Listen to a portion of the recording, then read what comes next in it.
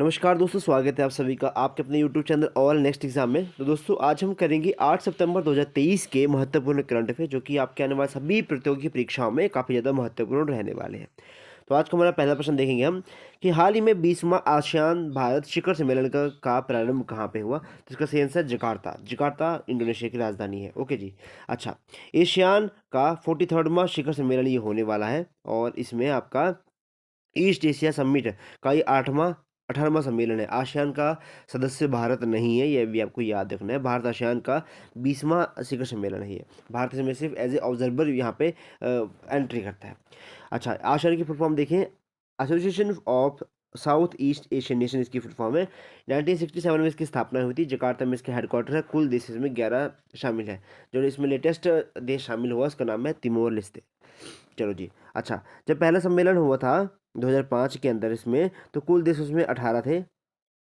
फिर उसके बाद क्या हुआ, इसमें 10+1 एक इंडिया आ गया, फिर China, Japan, south Korea, Australia, New Zealand, USA और रूस, इनमें सभी में इन सभी के साथ व्यापार करना स्टार्ट कर दिया। तो कुल मिला के जो ऑब्जर्वर कंट्रीज़ को मिला के हम देखें तो इसमें अभी तक हमारे पास 18 देश हैं। लेकिन ऐसे कुल मिला के अगर हम देखें टोटली, तो इनके पास अभी तक 11 देश ही हैं, देश हैं जो कि मेंबर हैं। ओके, जो ऑफिशियल मेंबर हैं।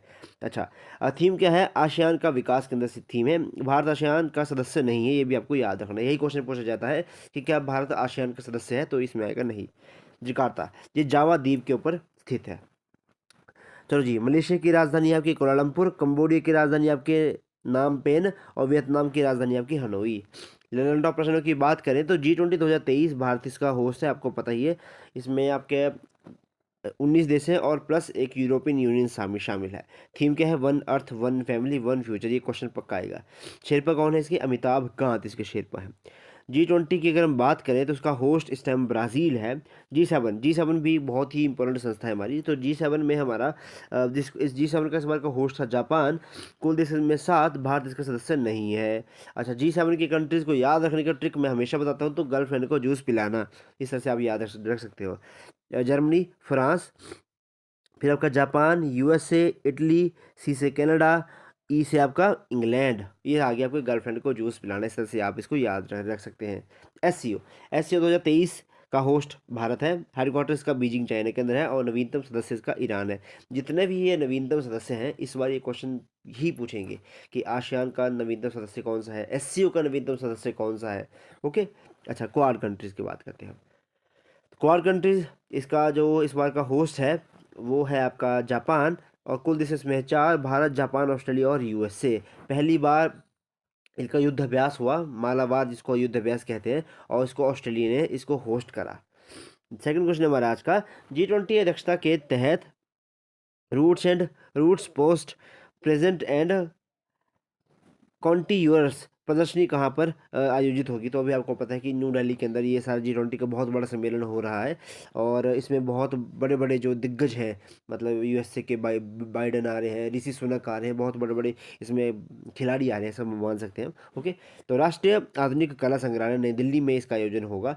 इसमें देश की दुर्लभ कलाकृतियों को दिखाया जाएगा, जो भी हमारे कंट्री की जो अद्भुत कलाकृतियाँ हैं, बहुत ही एंटीक वाली, वो दिखाई जाएंगी। लैंड ऑफ प्रश्नों की बात करें तो G20 की स्थापना 1999 के अंदर हुई थी। इसका कोई हेडक्वार्टर नहीं होता है। जो इस देश इसकी अध्यक्षता करता है उसी देश को उस साल के लिए होस्ट माना जाता है। जैसे इस बार होस्ट है इंडिया, तो इसका इस साल का जो हेडक्वार्टर है वो उसका आपका बन जाएगा इंडिया। कुल देश ये मैंने आपको बता दिया है।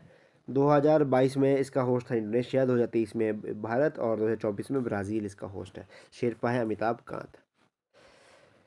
चलो जी, अगर हम कुछ देशों के नाम याद रख लेते हैं कि कौन कौन किस देश का कहाँ का प्रेसिडेंट है, वाइस प्रेसिडेंट है या फिर आपका प्राइम मिनिस्टर है।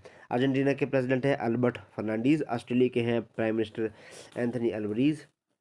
अच्छा, ब्राज़ील के हैं प्रेसिडेंट लूला डी सिल्वा। कनाडा के हैं प्राइम मिनिस्टर जस्टिन ट्रूडो। चीन के हैं सी जिनपिंग प्रेसिडेंट। फ्रांस के प्रेसिडेंट हैं इमैनुअल मैक्रोन। जर्मनी के हैं आपका ओल्फ शोल्स, एक चांसलर है यहाँ के। और उसके बाद भारत के हैं मोदी जी। इंडोनेशिया के हैं आपका जोको विडोडो। इटली के हैं आपका जॉर्जिया मेलोनी, प्रधानमंत्री है यहाँ पे। जापान के प्रधानमंत्री है फूमियो कशिदो। मैक्सिको के प्रेसिडेंट है मैनुअल लोपेज। साउथ कोरिया के हैं आपका यून सिक योल, प्रेसिडेंट है यहाँ के। रूस के प्रेसिडेंट है आपके व्लादिमीर पुतिन। सऊदी अरब के किंग है सलमान बिन अब्दुल अजाज अल सऊद। ओके। दक्षिण अफ्रीका के प्रेसिडेंट हैं आपका इस टाइम सिरिल रामफोसा। तुर्की के प्रेसिडेंट है आपका तैयब सरवोगन। और यूनाइटेड किंगडम के प्रधानमंत्री हैं आपके ऋषि सुनक। यूएसए के प्रेसिडेंट है जो बाइडेन। यूरोपियन यूनियन के इस टाइम जो अध्यक्ष हैं उनको हम कहते हैं आपका अर्सुला वॉन डेर। ये हो गया आपके G20 देश के सारे मैंने को बता दिए। थर्ड प्रश्न हमारा आज का, इंटरनेशनल ई स्पोर्ट फेडरेशन समिति के सदस्य के रूप में चुने जाने वाले भारतीय कौन है? तो ये आपके लोकेश सूजी हैं। ओके। स्थापना इसकी हुई थी 2008 में और हेडक्वार्टर का बुसान साउथ कोरिया के अंदर। लैंड ऑफ प्रश्नों की अगर हम बात करें तो यूएनओ की सदाई प्रतिनिधि इस टाइम रुचिरा कंबोज है भारत की। विश्व बैंक के वर्तमान में अध्यक्ष आपके अजय बंगा जी हैं, भारतीय मूल के हैं ये भी। अंतर्राष्ट्रीय मध्यस्थ पैनल के भारतीय सदस्य कौन है? तो एन.वी. रमन्ना, वर्तमान राष्ट्रीय द्रौपदी मुर्मू जी को शपथ दिलवाई थी इन्होंने। ओके। अगला है हमारे पास, यूनाइटेड नेशन महासभा की पहली महिला अध्यक्ष विजय लक्ष्मी पंडित थी।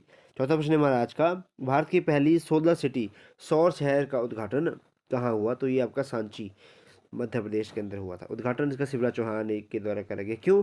सांची कर्क रेखा के ऊपर स्थित शहर है और सोलर सिटी गलियों में गार्डन में सोलर लाइट का प्रयोग करने के लिए, सोलर पंप का प्रयोग करने के लिए इसको स्टार्ट करा गया। ठीक है, कर्क रेखा के यहाँ से होकी गुजरती हुई है, इसलिए इसी शहर को उन्होंने चुना। टैलेंट ऑफ प्रश्नों की बात करें तो कर्क रेखा भारत के किन किन राज्यों से होकर गुजरती है? तो 8 राज्य हैं लेकिन याद नहीं रहते हैं। तो गुजरात, राजस्थान, मध्य प्रदेश, छत्तीसगढ़, झारखंड, पश्चिम बंगाल, त्रिपुरा और मिजोरम। ये आप इनको आप 1-2 बार पढ़ेंगे तो याद हो जाएंगे। मान्य रेखा समय यह है आपका, जो मानक रेखा है भारत की, वो 82.5 डिग्री पूर्वी देशांतर से होकर गुजरती है। और कितने राज्य यहाँ पे स्थित हैं? तो इसमें 5 राज्य हैं, यूपी, एमपी, उड़ीसा, छत्तीसगढ़ और आंध्र प्रदेश। भारत का पहला 24/7 सौर ऊर्जा संचालित गांव है मोढेरा गांव, जो कि गुजरात के अंदर है। सूर्य मंदिर की अगर हम बात करें तो उड़ीसा के अंदर है कोणार्क का सूर्य मंदिर, जिसको ब्लैक पेगोडा के नाम से भी जाना जाता है। जिसको किसने बनवाया था? नरसिंह देव प्रथम ने बनवाया था, जो कि गंग वंश के राजा थे। गोल्डन पेगोडा देश म्यांमार को कहा जाता है। 15 है अंतर्राष्ट्रीय सौर गठबंधन का मुख्यालय। ये बहुत इंपॉर्टेंट भाई, इकलौता ऐसा संगठन, इंटरनेशनल संगठन जिसका हेडक्वार्टर भारत के अंदर है, वो है आपका इंटरनेशनल सोलर अलायंस। ओके, जिसका गुरुग्राम हरियाणा के अंदर है। निर्माण इसका भारत और फ्रांस के द्वारा COP21 के समय पे के अंदर करा गया था। अब इसमें शायद 102-103 सदस्य भी इसमें हो चुके। यूएस से 101वां सदस्य था इसमें एंटर करने वाला।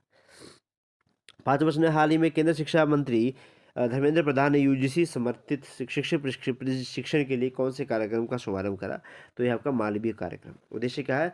शिक्षक समाज, शिक्षक प्रशिक्षण और उच्च शिक्षा संस्थान में। ओके, मतलब टीचर को ट्रेनिंग प्रोवाइड करवाना।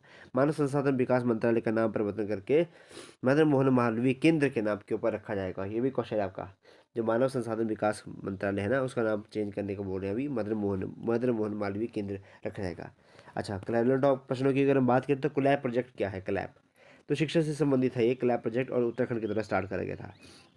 नेक्स्ट है हमारे पास शिक्षा का अधिकार, आपका अनुच्छेद नंबर 21 में ए के अंदर 86वें संविधान संशोधन 2002 में इसको लागू करा गया था। आपका CU चयन, ई समाधान और उत्साह पोर्टल, ये यूजीसी के हैं।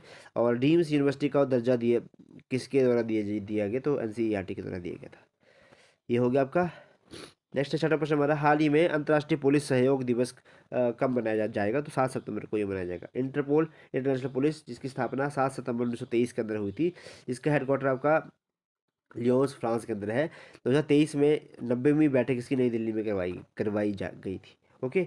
कुल देश इसमें 195 है, इसमें शामिल, भारत इसमें शामिल है। और ओके, इंटरनेशनल पुलिस के बारे में लैंड ऑफ प्रश्न की बात करें तो पोषण माह सितंबर महीने में मनाया जाएगा। छठा पोषण माह मनाया गया। ओके।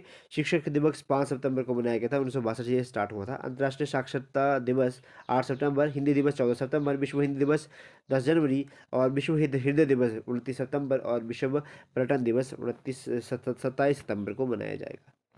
अगला प्रश्न है हमारे पास 7वां, हांजो एशियाई खेलों में भारतीय दल का ऑफिशियल स्पॉन्सर किसे बनाया गया? तो अमूल दूध पीता है इंडिया, तो अमूल को बनाया गया भाई। अभी एशियंस गेम्स होने वाले, देखो कितनी दुर्भाग्य की बात है, जब हमारा देश आज़ाद हुआ था ना, तो 1951 में हमने एशियन गेम्स पहली बार भारत ने होस्ट करे थे। शायद उसके बाद 1983 के टाइम के ऊपर या 81 के टाइम के ऊपर करे थे। उसके बाद भारत ने एक बार भी अपने एशियाई खेलों को प्रतिनिधित्व नहीं किया। सोचो कि जहाँ पे हमने आज़ादी के 4 साल, जब हमारे पास कुछ भी नहीं था, तब हमने अपने देश की इसको होस्ट करा था भाई पहली बार। कितनी बहुत बड़ी बड़ी बात थी। और आज तो इतने दुर्भाग्य की बात है कि जितने हमने 95 लास्ट टाइम हमने शायद 57 मेडल जीते थे और फर्स्ट टाइम हमने शायद 51 मेडल जीते थे।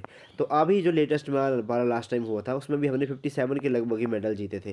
तो लोग देखो जी भाई, इतने से कितने समय तक, इतने जो हमारा 70 साल के अंतराल के बाद भी हमने कितने सही अपना खेलों को स्तर को बढ़ाया है। देखो कितनी दुर्भाग्य की बात है, इतना बड़ा देश है हमारा। और बातें तो सभी ऐसे बड़े बड़ी करते हैं, जितने भी नेता नेता लोग बैठे हैं उनको आता जाता कुछ नहीं है ना। सभी वैसे सिफारशी के टाइम के सिफारशी बने हुए हैं। जिसको स्पोर्ट्स का अध्यक्ष उसी को बनाया गया, हॉकी का अध्यक्ष उसे बनाया गया जिसको हॉकी का आज भी नहीं पता। ओके, तो इस तरह से दुर्भाग्य है हमारे खिलाड़ी को प्रॉपर तरीके से न्यूट्रिशन नहीं प्रोवाइड करवाया जाता। मतलब बहुत सारी, बीइंग ए स्पोर्ट्स पर्सन, मैं भी स्पोर्ट्स पर्सन रहा हूँ, तो मुझे पता है कि बहुत सारे लूप होल्स इसमें रहते हैं। मैं नेशनल लेवल तक खेला हूँ, फिर भी मुझे पता है कि कहाँ कहाँ पे क्या क्या लूप होल्स रह जाते हैं, बहुत सारे। ओके, चलो जी, हांजो एशियाई हो गया। अच्छा, एशियन गेम्स इस बार आयोजन हांजो चाइना के अंदर होगा। खेल इसमें 40 खेल खेले जाएंगे, जिसमें प्रतियोगिता रहेगी 61। ओके, और सितंबर अक्टूबर 2023 में होगा। संस्करण इसका 19 टाइम पे करवाया जाएगा। अच्छा, अमूल का हेडक्वार्टर है आपका गुजरात के अंदर। स्थापना इसकी 1946 के टाइम पे अंदर हुई थी। वर्गीज कुरियन बहुत बड़ा योगदान है उनका। एशियाई गेम्स सबसे पहले दे ये देखो, 1951 में दिल्ली में करवाए गए थे, और 2018 में जकार्ता इंडोनेशिया, 2026 में आपका जापान के अंदर करवाए जाएंगे। और भारत ने, अच्छा, 51 और 82 में इसका होस्ट करा था। लंदन टॉप प्रश्न की बात करें कि 33वां, ये बहुत इंपॉर्टेंट है, 33वां ओलंपिक 2024 पेरिस फ्रांस के अंदर होगा। ठीक है जी। हाँ ठीक है। 32वां होगा आपका, 32वां होगा आपका, हाँ ठीक है, 32वां होगा आपका फ्रांस के अंदर, पेरिस में अंदर।